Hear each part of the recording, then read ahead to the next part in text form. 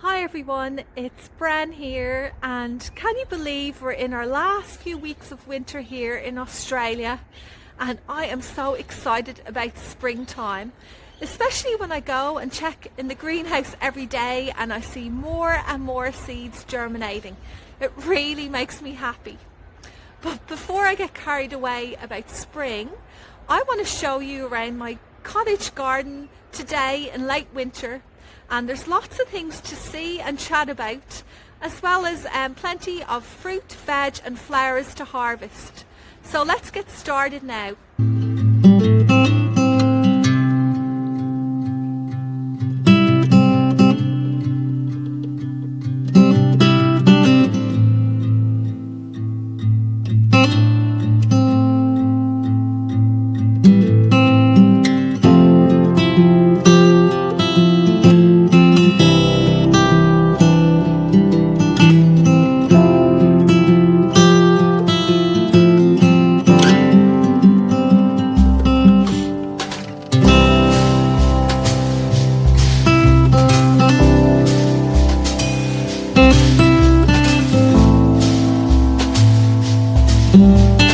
Starting off here by this beautiful productive orange tree that was in our garden when we moved in 10 years ago. So we're about a 1 hour's drive outside of Sydney, and we live on a half-acre block. And I've, over the years, probably in the last 3 or so years, been slowly creating more and more garden beds where I can put in some lovely plants, some natives, unusual edibles, and getting creative with upcycle projects.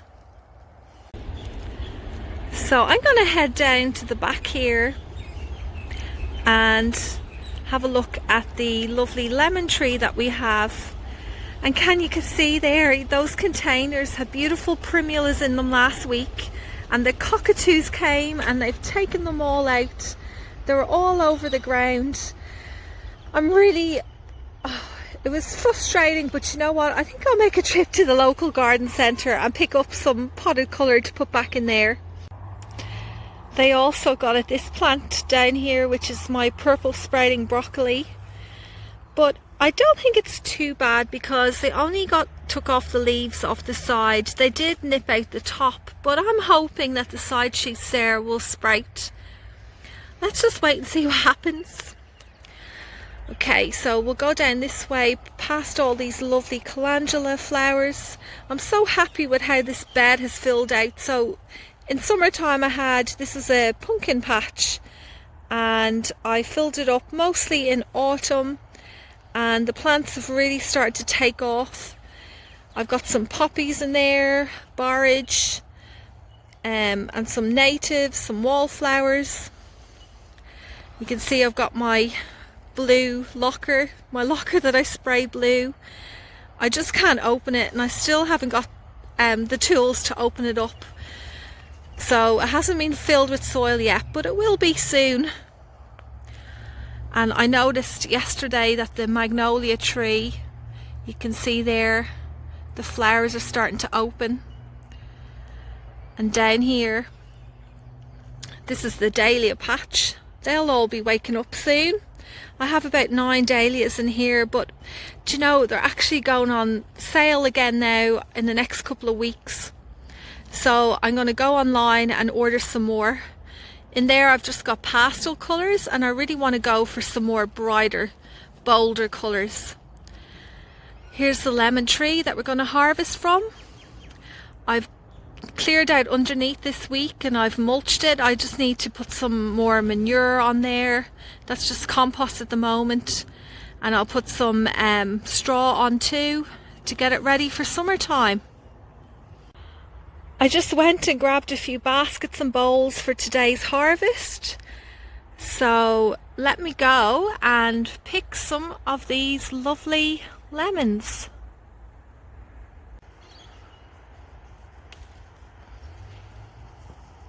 It's a nice big one there. I can smell them. It's beautiful.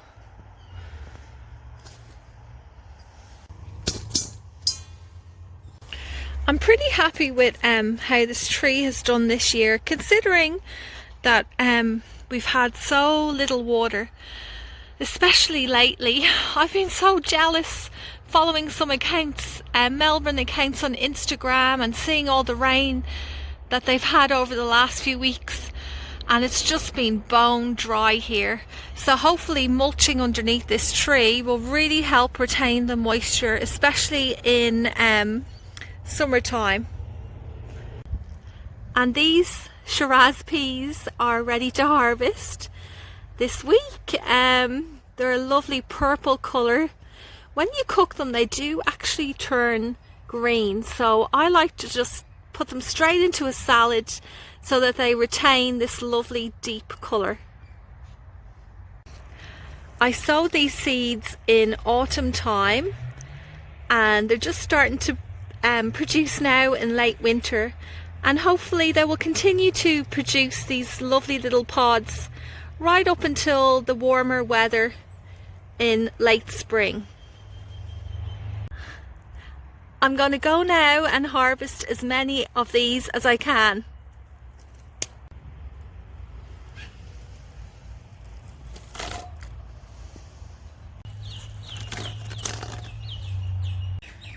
And when I was picking off some more, I found this really big one here. I hadn't noticed it before. It was hidden underneath some leaves. So with this one, the pod itself might be a bit too tough to eat, so I'll probably just shell the peas that are inside it. So let's go and head now back over to the orange tree. I'm underneath the canopy of the orange tree, and as you can see, there's still so many oranges here. The cockatoos have been coming every day and taking a few, but it really hasn't made much of a dent at all. I just hope I'm not pushing my luck leaving them here on the tree for too long. I've got my basket ready, so let's get stuck into it.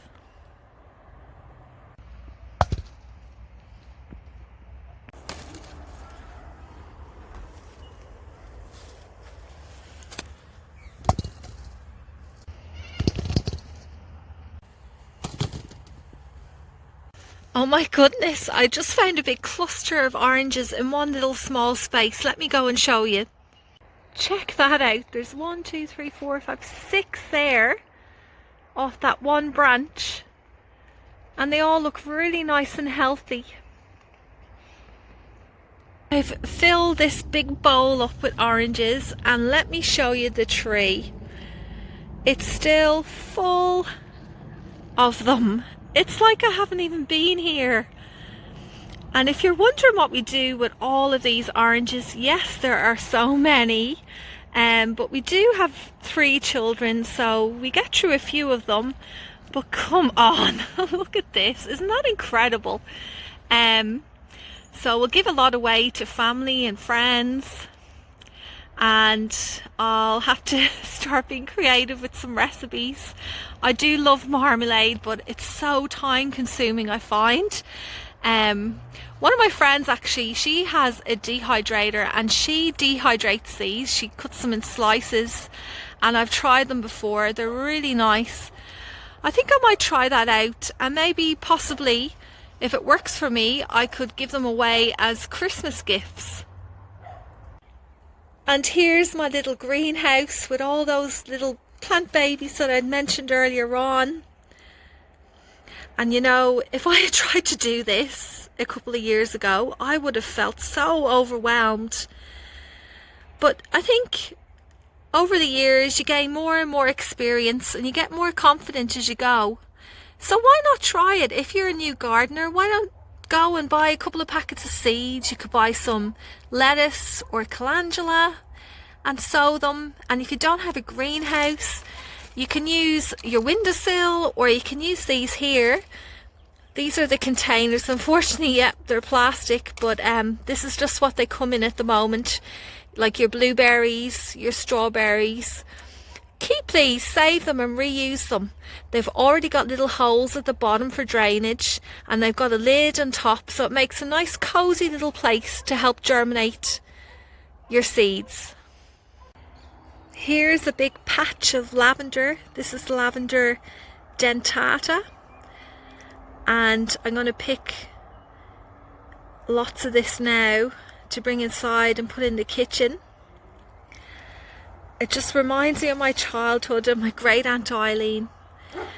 Whenever I went to visit her house, I would go out to the garden and just rub my hands along these lovely stems and smell this beautiful aroma.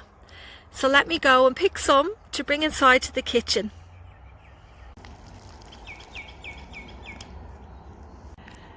Aren't they just beautiful? Oh, I can't wait to put these in the kitchen, right by the sink. At least it'll make the washing up a bit more bearable. All the containers that I have over here in this nice sunny position. The plants are growing really nicely now. I've got some primulas there and snapdragons, and I noticed I've got my first dianthus flower opening up here in this old rusty container. And another one that I'm excited to see in flower is in this old suitcase, and these plants are Bellis Perennis. They're an English daisy plant, and I actually have some in flower down this way, so let me go and show you. They've got some lovely red flowers down here, past all the other containers and baskets. I use anything I can find to hold flowers, and it goes with my cottage garden style. And this lovely one here, the English daisy, the Bellis Perennis, is a beautiful dainty button type flower. It's hardy in a mild winter climate. Here near the greenhouse I have this borage that has self-seeded here, and you know what, we got a bit of wind a little while ago and it was over there in the garden bed, and it's after flopping over onto the path. But that's alright, because I'm a cottage garden and you can get away with that. That's what I love about cottage gardens. You can make it into your own. You don't have to follow any rules. You can be creative, you can experiment. It's just so much fun. And right over here by this borage is some curly kale, and beside that there, that's a Russian red kale, and I'm going to pick some of them. And behind the two of them I have some rhubarb, and I'm really quite surprised it's actually grown in winter time. I thought it would just die off, but it's just been so mild here in New South Wales. So let me go and harvest a few of them now. There's a friendly little caterpillar. I got that as a birthday present. And let me see, and that teapot there belonged to my kids' great grandma. Isn't it lovely? And I've put it out here. I might put that on top of, I have this fire pit that I filled up with some wallflowers, and I might hang that over the top and it'll look like the water's boiling. Okay, so we'll grab some of this curly kale. So I had the cockatoos get to my curly kale in the other area, but they didn't notice this one, so I'm pretty happy with that. I love how frilly the leaves are. Here's some Russian red kale. Look at the stems on this. Gorgeous. But I really want to show you the Russian red kale over in the raised garden bed area. The leaves now have turned completely purple. So pretty. What's this? Oh, that's a rainbow chard. Look at it. It looks like it wants to be harvested. Okay, let's pick you off too. I love rainbow chard. I've got a few different colours growing in my garden, and like, look at that. To be able to get that colour in winter, it's just fantastic. Okay, so there's the rhubarb there, and this is where I have all the radishes the watermelon radishes that I'm going to leave in the ground a bit longer. And look at them. Don't they look really good? I love rhubarb. When I was a little girl, we had a big rhubarb patch in our garden down the very back where the stinging nettles were. So it was a bit of a love-hate relationship. I went and picked it, but I pretty much always got stung. You might notice that I have put some other plants very close to this rhubarb, like that rainbow chard and the radishes. But by the time this rhubarb plant fills out, I'll have already harvested them. So I'm not too concerned at the moment. And if anything, it's good to densely plant. Well, I find it fantastic because it means there's less weeding. And look what I can see in here. I mean, I'm no garden expert, but I think they might be self-seeded nigella. So let me go and get a few of these off now. So just pull it from the base. And I take it off like that, and that's quite a nice long stem there. The plants aren't too large at the moment, so I'll probably only harvest maybe about 4 or 5 stems and leave the rest for the plant to grow stronger and bigger in summer. Look what I can see. There's a little slug, cheeky little thing, hiding at the base. I'll have to go and check the rest of the plant. And I have something to let you guys know. This is actually my first ever harvest of rhubarb, and I am so happy about it because I have tried for years to grow rhubarb. I bought the bigger plants, I bought seedlings, I even tried to grow it from seed, and I never had any success. And this year I have, and I can't really pinpoint one exact reason why, but I think it might be because of where I have planted it in this position, which gets full sun, and also I think I've just given it a lot more attention, making sure that it's watered and keeping an eye on it. And you know, with gardening, you just have to keep on persevering because you'll get there. And I got there with this lovely rhubarb. I mean, it's not a huge harvest, so I'll probably get added into something, like maybe I could make maybe an apple pie and add this in, or just make it into a sauce and put it on top of ice cream. I'm not sure yet what I'll do, but I'm chuffed. I'm now over by the raised garden bed area, and you can see here I have this massive pile of branches and twigs, and they are all my prunings from my 2 apple trees, which I'm going to use around the garden to make some nice garden structures. And I have started to use some, which I'll show you now in a minute. So let's go around this way past the brassica bed that is well protected from those cockatoos. I think the cabbage white butterflies might still be able to get in there, but and maybe even the snails and slugs, but hopefully not the birds. And here you can see, here's some of those apple tree branches, and I'm trying to make them into like a garden edging. I'm not happy with how it looks at the moment. I think I need to lower the level a bit, but when it's finished it should look quite nice. I also definitely need to add some compost into this bed. The soil has been well used this summertime. Over here, the rusty old post box is certainly doing its job. I've noticed since I put it in the raised garden bed area, I haven't lost many tools at all, because that's where I store them when I'm in here. And before, in the past, I would just lose them amongst the plants and veg and I wasn't able to find them, so it's good just having one place to put them. And here in this bed, amongst the calendula, and here's that other Russian red kale I was talking about earlier on. Look how purple it is. And here I'm getting a bit confused. I'm not sure if these are leeks or my garlic, but either way they look nice and healthy. So here's another example of how I'm using those branches. and this is one of the larger branches from the apple tree, and I'm just doing a little bit of an experiment. So what I have done is I've just put the branch in the ground. I know it will never take root or anything, but what I want to see is if these buds here will actually bloom. So just watch this space and I'll keep you updated on that. I'm going to head over now to one of the beds over there at the back, because there's some purple sprouting broccoli that I'm going to pick.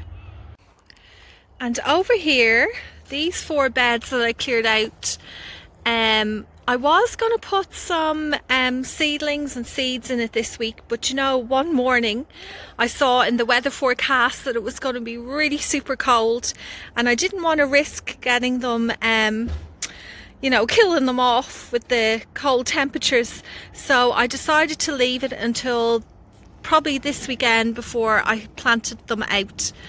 Okay, so down here, this is where I have the purple sprouting broccoli.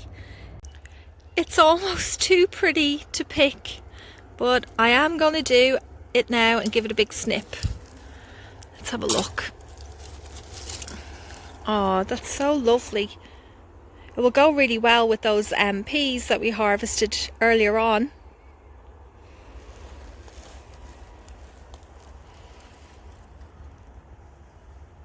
Okay, so let's head down to the back garden near the orange tree where we left all those lemons and peas and oranges. So there we go, there's everything together. That basket's, hopefully it will stay on that table. So we have those lovely lemons and the lavender, the Shiras peas, and this huge bowl of oranges. That's going to keep me busy. And then in this basket we have what we just picked there, the purple sprouting broccoli, some rhubarb, Russian red kale and curly kale underneath. I hope I've remembered everything. Well, thank you for joining me on this garden tour of my back garden and this harvest. And until next time, happy gardening.